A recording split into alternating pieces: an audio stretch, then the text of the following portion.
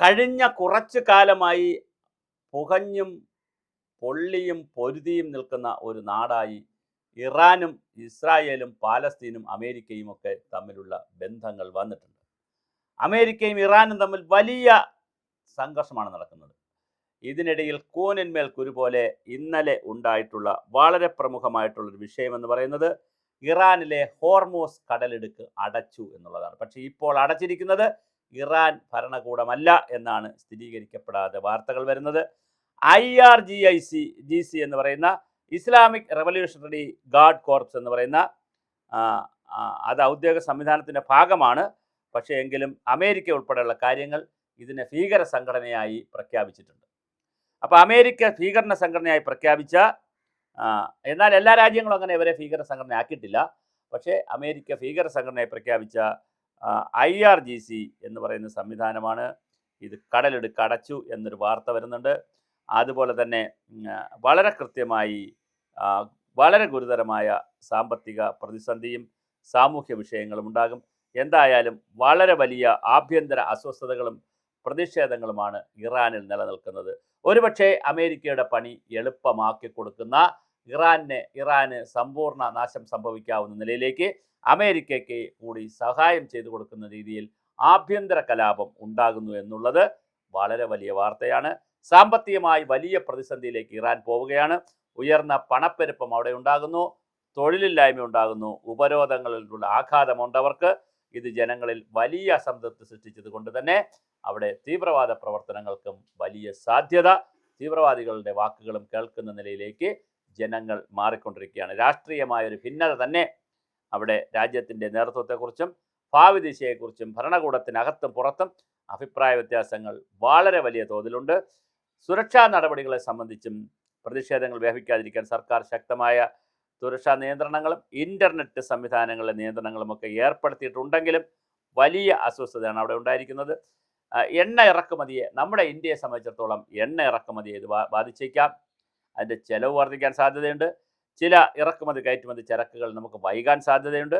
Gulf രാജ്യങ്ങളിലെ Indian പ്രവാസികളുടെ സുരക്ഷ തീർച്ചയായിട്ടും സർക്കാർ കൂടുതൽ നിരീക്ഷിക്കേണ്ടതിൻ്റെ ആവശ്യകതയുണ്ട്. അതുപോലെ തന്നെ നയതന്ത്ര ശ്രമങ്ങൾ തുടരും. ഖത്തർ, ഒമാൻ തുടങ്ങിയ രാജ്യങ്ങൾ മധ്യസ്ഥതയ്ക്ക് ശ്രമിക്കുന്നതായും റിപ്പോർട്ടുണ്ട്.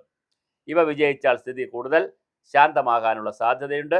ഇന്ത്യ പോലുള്ള എണ്ണ ഇറക്കുമതി ചെയ്യുന്ന രാജ്യത്തിന് പെട്രോളിൻ്റെയും ഡീസലിൻ്റെയും വിമാന ഇന്ധനത്തിൻ്റെയും വിലയ്ക്ക് വലിയ സമ്മർദ്ദം ഉണ്ടാകാൻ സാധ്യതയുണ്ട്. ഹോർമോസ് കടലിടുക്കിലെ കപ്പൽ ഗതാഗതം ആഗോള ചരക്ക് നിയന്ത്രണത്തെയും വിതരണത്തെയും ചരക്ക് ഗതാഗതത്തെയും എണ്ണ വിതരണത്തിനെയും കാര്യമായി സ്വാധീനിക്കാൻ സാധ്യതയുണ്ട്. അമേരിക്ക ഇറാൻ സൈനിക ഏറ്റുമുട്ടൽ ശക്തമാകാനുള്ള സാധ്യതയും ഇതിലൂടെ കാണുന്നുണ്ട്. ഇരുപക്ഷവും പരസ്പരം ആക്രമണങ്ങൾ തുടരുകയാണ്. സംഘർഷം വ്യാപിക്കുന്ന ഭീഷണി നിലനിൽക്കുന്നതായും റിപ്പോർട്ടുണ്ട്. സംഘർഷം ഇനിയും കൂടുതൽ വഷളാകാനാണ് സാധ്യത. നയതന്ത്ര ഇടപെടലുകളിലൂടെ അത് കൂടുതൽ മോശമാകാതിരിക്കാനുള്ള ശ്രമവും അത് സാധ്യതയുണ്ട്. അതിൻ്റെ ശ്രമങ്ങൾ നടക്കുകയാണ്. നിലവിലെ സാഹചര്യത്തിൽ വളരെ വലിയ പ്രതിസന്ധിയാണ് ഈ ഹോർമോസ് കടലിടുക്ക് ഉണ്ടാക്കിയിരിക്കുന്നത്. അത് വളരെ വലിയ തോതിലുള്ള പ്രശ്നങ്ങളാണ് ഉണ്ടാകുന്നത്. അതായത് ഇറാൻ ഹോർമോസ് കടലിടുക്ക് വീണ്ടും അടച്ചതായി. പക്ഷേ അത് അടച്ചത് IRGC എന്ന് പറയുന്ന സംവിധാനമാണ്. പക്ഷേ IRGCയെ ഒരു ഭീകര സംഘടനയായിട്ടാണ് അമേരിക്ക പോലുള്ള സംഘടനകൾ വിലയിരുത്തുന്നത്. അതുപോലെ ഈ ഒരു വാണിജ്യ കപ്പലും ഈ അനുമതിയില്ലാതെ ഈ പാതയിലൂടെ സഞ്ചരിച്ചുവെന്നും അങ്ങനെ സഞ്ചരിച്ചാൽ മുന്നറിയിപ്പുകൾ ഉണ്ടാകുമെന്നും, അതായത് ചില വാണിജ്യ കപ്പലുകൾ അതുവഴി സഞ്ചരിച്ചെന്നും അത് മുന്നറിയിപ്പ് കൊടുത്തിട്ടും കേട്ടില്ല എന്ന് പറഞ്ഞുകൊണ്ടൊക്കെയാണ് അത് അടച്ചത്. അമേരിക്ക ഇറാനിലെ സൈനിക ലക്ഷ്യങ്ങൾക്കെതിരെ ആക്രമണം നടത്തിയതായും വലിയ റിപ്പോർട്ടുകൾ വരുന്നുണ്ട്. ഇറാനും ഗൾഫ് മേഖലയിലെ ചില രാജ്യങ്ങളിലേക്ക് മിസൈൽ, ഡ്രോൺ എന്നിവ ആക്രമണങ്ങൾ നടത്തിയതായിട്ടും അറിയപ്പെടുന്നുണ്ട്. പശ്ചിമേഷ്യയിലെ സംഘർഷം വളരെ രൂക്ഷമായിരിക്കുകയാണ്. വളരെ രൂക്ഷമെന്ന് പറഞ്ഞാൽ ഇറാൻ്റെ അവസ്ഥ വളരെ പരിതാപകരമായ രീതിയിലേക്കാണ് കാര്യങ്ങൾ പോകുന്നത്. ലോകത്തിലെ സമുദ്രമാർഗം കയറ്റുമതി ചെയ്യുന്ന ക്രൂഡ് ഓയിലിൻ്റെ ഏകദേശം 20% ഹോർമോസ് കടലിടുക്കിലൂടെയാണ് പോകുന്നത്.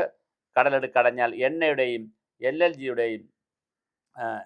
LNGയുടെയും വിതരണം തടസ്സപ്പെടുകയും ആഗോള എണ്ണവില ഉയരുകയും ചെയ്യും.